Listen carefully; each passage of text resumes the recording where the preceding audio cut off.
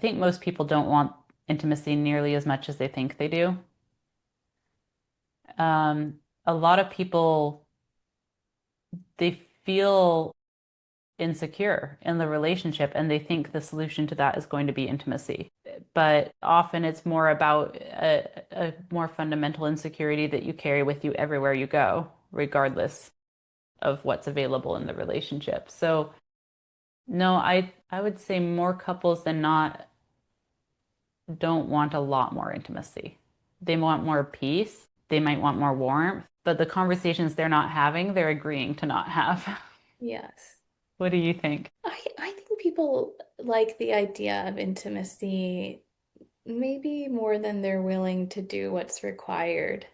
And I think I'm trying to think about an example of this just to kind of put it into to be able to picture it a little bit better. Because this could be intimacy, emotional intimacy, or physical intimacy, or kind of both. So in sex. Yeah. And saying, you know, I like this idea in sex or want this, I think that's being known and putting oneself out there. That idea of putting yourself out there might be a nice idea, but when it comes down to it, sometimes that level of exposure is so uncomfortable that people avoid it.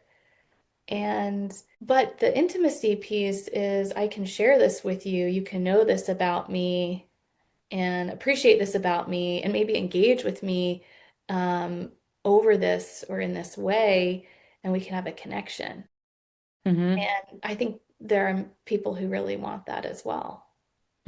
So one of the ways that I see people hit a wall on this in sex specifically is that they will be able to share what they want, but not what they want about it or, why that's so appealing to them. And partly, like in a lot of cases, they haven't really thought that through that much from their side, and they're not that interested in thinking it through. They want it because it's going to feel good, but they're like limiting intimacy in revealing more to their partner or even themselves about their own erotic wiring and why this particular thing feels so important to me, Mm.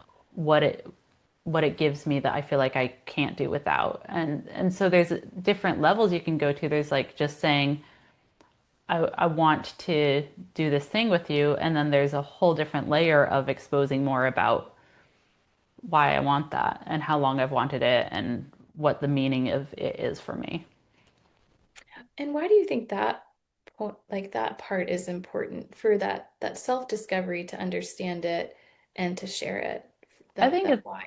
it's much more intimate. And so I don't know that like it's important if you want something more intimate. And I think it can have a much better chance of getting your partner to understand and take this seriously because it's easy for a partner to dismiss something that's just presented as this is just a sex act that I want to do.